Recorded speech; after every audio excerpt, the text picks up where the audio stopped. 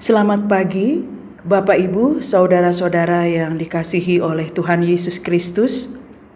Pada pekan yang pertama ini, di hari ini, kita akan membaca bagian dari firman Tuhan dari surat Efesus 2, ayat 1 sampai dengan ayatnya yang ke-7. Tapi sebelumnya mari kita bersatu di dalam doa. Mari kita berdoa. Terima kasih ya Tuhan karena Engkau telah memberikan kepada kami kehidupan yang baru di hari ini. Tuhan telah membangunkan kami dalam keadaan sehat. Sekarang kami akan merenungkan bagian dari firman Tuhan sebelum kami beraktivitas. Topanglah setiap kami dalam kuasa-Mu agar kami sungguh-sungguh dapat memahami segala apa yang disampaikan kepada kami dari awal hingga akhirnya. Demi Yesus Kristus kami telah berdoa. Amin. Jemaat Tuhan, Efesus pada pasalnya yang kedua ayat 1-7 saya akan bacakan di bawah judul Semuanya adalah kasih karunia. Kamu dahulu sudah mati karena pelanggaran-pelanggaran dan dosa-dosamu. Kamu hidup di dalamnya karena kamu mengikuti jalan dunia ini. Karena kamu mentaati penguasa kerajaan angkasa, yaitu roh yang sekarang sedang bekerja di antara orang-orang durhaka. Sebenarnya, dahulu kami semua juga terhitung di antara mereka, ketika kami hidup di dalam hawa nafsu daging dan menuruti kehendak daging dan pikiran kami yang jahat. Pada dasarnya kami adalah orang-orang yang harus dimurkai, sama seperti mereka yang lain. Tetapi Allah yang kaya dengan rahmat, oleh karena kasih-Nya yang besar yang dilimpahkannya kepada kita, telah menghidupkan kita bersama-sama dengan Kristus. Sekalipun kita telah mati oleh kesalahan-kesalahan kita, oleh kasih karunia kamu diselamatkan. Dan di dalam Kristus Yesus Ia telah membangkitkan kita juga dan memberikan tempat bersama-sama dengan Dia di sorga, supaya pada masa yang akan datang Ia menunjukkan kepada kita kekayaan kasih karunia-Nya yang melimpah-limpah sesuai dengan kebaikan-Nya terhadap kita dalam Kristus Yesus. Sebab karena kasih karunia kamu diselamatkan oleh iman, itu bukan hasil usahamu, tetapi pemberian Allah. Itu bukan hasil pekerjaanmu. Jangan ada orang yang memegahkan diri. Karena kita ini buatan Allah, diciptakan dalam Kristus Yesus untuk melakukan pekerjaan baik yang dipersiapkan Allah sebelumnya. Ia mau supaya kita hidup di dalamnya. Demikianlah pembacaan firman Tuhan. Jemaat Tuhan yang terkasih, sekarang kita akan merenungkan pembacaan firman Tuhan yang telah kita baca bersama-sama tadi. Bapak Ibu saudara-saudara yang dikasihi oleh Tuhan Yesus Kristus, menarik bila kita ikuti dengan cermat perjalanan spiritualitas dari seorang rasul yang besar, yaitu Rasul Paulus. Dia dahulu adalah seorang yang sangat diakui dalam hal memahami isi kitab Taurat, bahkan dapat dikatakan sebagai seorang jawara. Bahkan Rasul Paulus ini dikatakan dia siap mati dibunuh atau membunuh demi Taurat yang dibanggakan itu. Tetapi ada satu peristiwa dramatis yang terjadi ketika ia berjalan menuju Damsyik. Perjumpaan dengan Tuhan Yesus sendiri itu membawa perubahan yang ajaib dalam kehidupannya. Perjumpaan yang dapat dikatakan berbobot mistis dan juga penuh kuasa itu membuat dia berubah 360 derajat kehidupannya, membuat hidupnya tergoncang sampai ke dasar-dasarnya.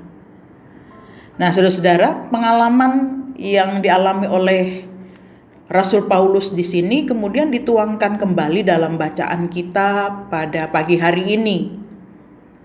Bagi Paulus, pertobatan itu adalah merupakan suatu hal yang sangat berharga baginya Karena Paulus sendiri selalu merujuk kepada pertobatannya itu sebagai sumber kekuatan dan fondasi dari hidup barunya. Dia selalu bermegah di dalam pertobatan itu. Jadi sama sekali tidak membanggakan dirinya, tetapi bersyukur bahwa dia adalah salah satu dari sekian banyak yang dipilih oleh Allah untuk melakukan suatu pekerjaan yang baik. Nah, Bapak Ibu Saudara-saudara, dalam bacaan ini Efesus 2 ayat 1 sampai 7, bahwa Paulus melihat pengalaman yang dialami oleh jemaat Efesus itu sama dengan dirinya. Sebelumnya mereka tidak pernah atau sama sekali bahkan mungkin menolak Injil.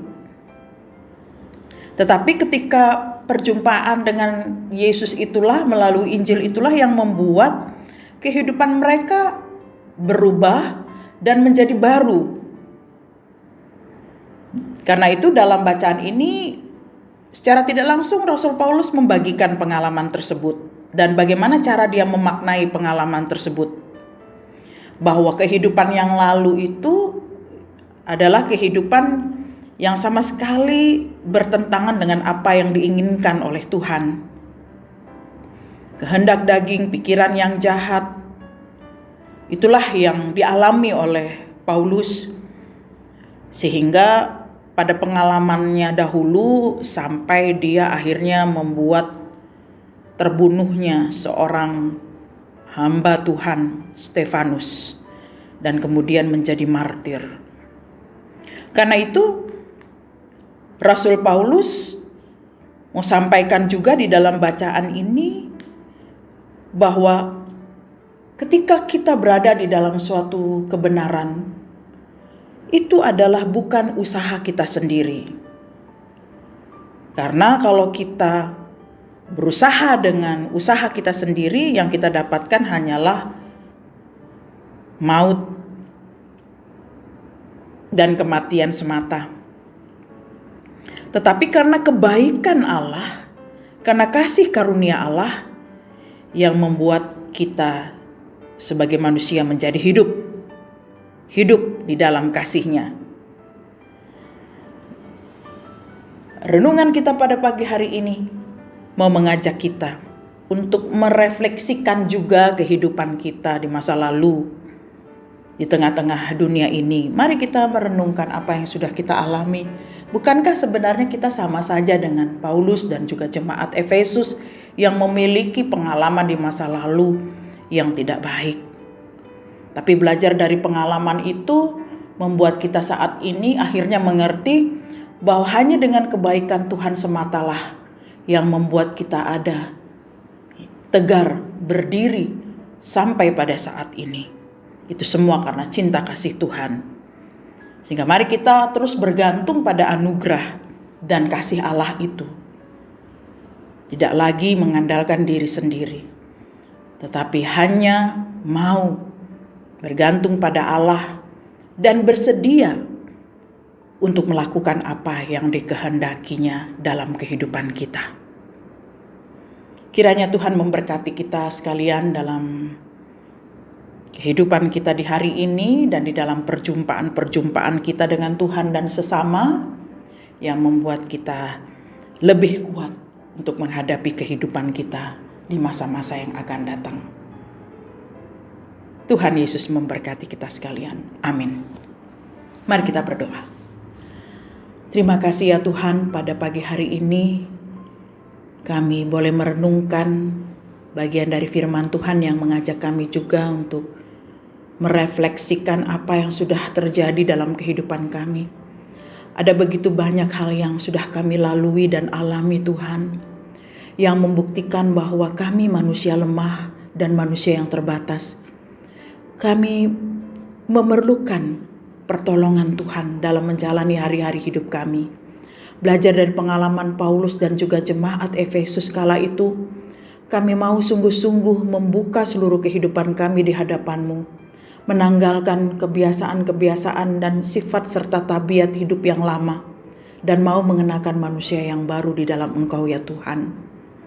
Bimbinglah kami Tuhan dalam perjalanan kami, demikian juga khususnya di hari ini, ketika kami telah membuka pekan Di hari yang pertama ini, Tuhan tolong kami, topang kami dalam setiap tugas dan tanggung jawab yang masih harus kami jalankan. Berkati juga setiap orang yang berjuang untuk kemanusiaan. Berkati juga semua keluarga-keluarga kami dimanapun mereka berada. Biarlah kami boleh berjalan dalam damai sejahtera Tuhan di sepanjang hari ini. Terima kasih Bapa, inilah doa syukur kami. Di dalam nama Tuhan Yesus Kristus kami telah berdoa. Amin.